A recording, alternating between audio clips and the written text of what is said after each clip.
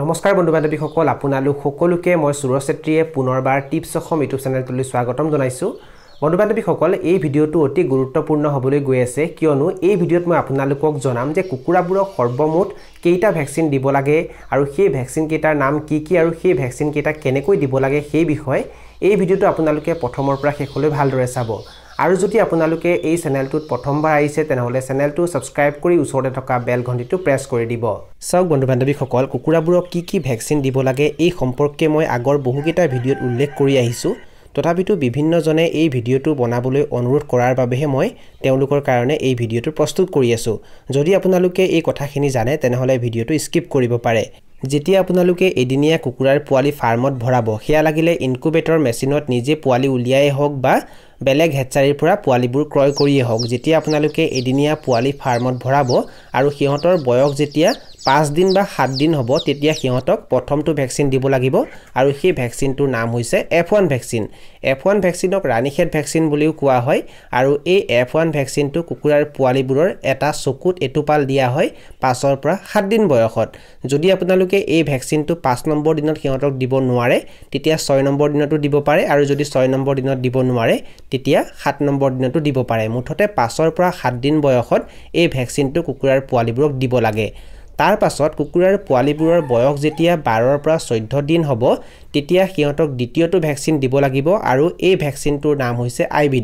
আইবিডিৰ সম্পূৰ্ণ নাম হৈছে ইনফেকচিয়াছ বাৰ্চাল ডিজিজ আৰু এই আইবিডি বেমাৰটো অতি ভয়ংকৰ বেমাৰ হয় আৰু এই বেমাৰটোৰ পৰা কুকুৰাবোৰক বচাবৰ কাৰণে সিহঁতক 12 পৰা 14 দিন বয়সত আইবিডি ভ্যাকচিনটো দিব লাগে আৰু এই আইবিডি ভ্যাকচিনটো কুকুৰাৰ পোৱালিবোৰৰ এটা চকুত এটোপাল দিয়া হয় চাওক যেতিয়া আপোনালোকে F1 ভ্যাকচিনটো কুকুৰাৰ পোৱালিবোৰৰ এটা চকুত দিব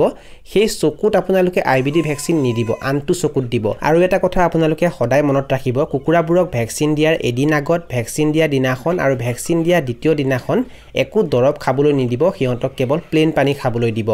কুকুৰাৰ পোৱালিবোৰৰ বয়স যেতিয়া 21 দিন হ'ব তেতিয়া সিহঁতক তৃতীয়টো ভ্যাকচিন দিব লাগে আৰু এই ভ্যাকচিনটো হৈছে ৰাণীখেতৰ বুষ্টাৰ ড'জ মানে 5 পৰা 7 দিন বয়সত কুকুৰাৰ পোৱালিবোৰক যিটো ৰাণীখেত ভ্যাকচিন দিয়া হয় তাৰে বুষ্টাৰ ড'জটো 21 দিনত সিহঁতক দিব লাগে আৰু এই ভ্যাকচিনটো কুকুৰাৰ পোৱালিবোৰৰ এটা চকুত এটোপাল দিব লাগে যদি কুকুৰাৰ পোৱালিবোৰৰ সংখ্যা বেছিকৈ থাকে আৰু যদি কুকুৰাৰ পোৱালিবোৰৰ চকুত এই ভ্যাকচিনটো দিবলৈ অসুবিধা হয় তেনেহলে পানীত মিহলি কৰিও এই ভ্যাকচিনটো কুকুৰাৰ পোৱালিবোৰক আপোনালোকে দিব পাৰে যদি আপোনালোকে এই ভ্যাকচিনটো পানীত মিহলি কৰি কুকুৰাৰ পোৱালিবোৰক দিবলৈ বিচাৰে তেনেহলে ভ্যাকচিন দিয়াৰ প্ৰায় 2 ঘণ্টামান আগতেই ফাৰ্মৰ পৰা ড্ৰিংকাৰবোৰ আঁতৰাই দিব মানে পানীৰ বাচনবোৰ আঁতৰাই দিব আৰু কুকুৰাৰ পোৱালিবোৰক পিয়াহত ৰাখিব চাওক বন্ধু বান্ধৱীসকল কুকুৰাবোৰক যিবোৰ ভ্যাকচিন দিয়া হয় সেই ভ্যাকচিনসমূহ ফ্ৰিজত ৰখা হয় মানে ঠাণ্ডা ঠাইত ৰখা হয় আৰু ফ্ৰিজৰ পৰা ওলাই অনাৰ পাছত ভ্যাকচিন কেইটা মাত্ৰ আধা ঘণ্টালৈহে বাহিৰত ভালে থাকে তাৰ পাছত বেয়া হৈ যায় আৰু যদি আপোনালোকে এই ভ্যাকচিনটো পানীত মিহলি কৰি দিবলৈ বিচাৰে তেতিয়া কি কৰিব সিহঁতক পিয়াহত ৰাখিব আৰু যেতিয়া সিহঁতৰ বহুত পিয়াহ লাগিব আৰু 2 ঘণ্টাৰ পাছত যেতিয়া সিহঁতক আপোনালোকে ভ্যাকচিন মিহলি কৰা পানীখিনি খাবলৈ দিব তেতিয়া সিহঁতে সোনকালে পানীখিনি খাই শেষ কৰিব আধা ঘণ্টাৰ ভিতৰত পানীখিনি শেষ কৰিব লাগিব সেই কাৰণে আপোনালোকে এই পদ্ধতিটো অৱলম্বন কৰিব কুকুৰাৰ পোৱালিবোৰৰ বয়স যেতিয়া 28 দিন হ'ব তেতিয়া সিহঁতক আইবিডিৰ বুষ্টাৰ ড'জ দিব লাগে মানে 12 পৰা 14 দিন বয়সত কুকুৰাৰ পোৱালিবোৰক যিটো আইবিডি ভ্যাকচিন দিব লাগে তাৰ বুষ্টাৰ ড'জ সিহঁতক 28 দিন বয়সত দিয়া হয় আৰু এই আইবিডিৰ বুষ্টাৰ ড'জ কুকুৰাৰ পোৱালিবোৰৰ এটা চকুত দিব লাগে আৰু যদি চকুত দিবলৈ অসুবিধা হয় তেনেহলে পানীত মিহলি কৰিও সিহঁতক খাবলৈ দিব পাৰে কিন্তু যদি পানীত মিহলি কৰি খাবলৈ দিব বিচাৰে তেনেহলে এই পদ্ধতিটো আপোনালোকে অৱলম্বন কৰিব কুকুৰাবোৰৰ বয়স যেতিয়া 60 দিন হয় বা কুকুৰাবোৰৰ ওজন যেতিয়া আধা কেজি বা আধা কেজিতকৈ অলপমান বেছি হয় তেতিয়া সিহঁতক R2B ভ্যাকচিন দিব লাগে আৰু এই R2B ভ্যাকচিনটো কুকুৰাবোৰৰ পাখিত দিয়া হয় ইনজেকচনৰ দ্বাৰা এটা কুকুৰাক 0.5 ml কৈ এই ভ্যাকচিন দিব লাগে আৰু এই R2B ভ্যাকচিনটো কুকুৰাবোৰক এই কাৰণে দিয়া হয় যাতে ৰাণীখেতৰ দৰে ভয়ংকৰ বেমাৰৰ পৰা সিহঁতক বচাই ৰাখিব পাৰি বন্ধু বান্ধৱীসকল কুকুৰাবোৰক যিকিটা ভ্যাকচিন দিয়া হয় সেই ভ্যাকচিন কেইটা পাউডাৰৰ ৰূপত থাকে যেতিয়া আপোনালোকে ভ্যাকচিন কেইটা ক্ৰয় কৰিব তেতিয়া ভ্যাকচিনৰ লগত ড্ৰপাৰত বা চিচিত পানীও দিয়া থাকিব আৰু সেই পানীৰ লগত আপোনালোকে ভ্যাকচিনখিনি ভালকৈ মিহলি কৰিব মানে পাউডাৰৰ ৰূপত যিখিনি ভ্যাকচিন থাকিব সেইখিনি মিহলি কৰিব আৰু মিহলি কৰাৰ পাছত আপোনালোকে এটা ড্ৰপাৰত সেই ভ্যাকচিনখিনি লৈ ল'ব আৰু ড্ৰপাৰৰ সহায়েৰে কুকুৰাৰ পোৱালিবোৰৰ চকুত সেই ভ্যাকচিনটো দিব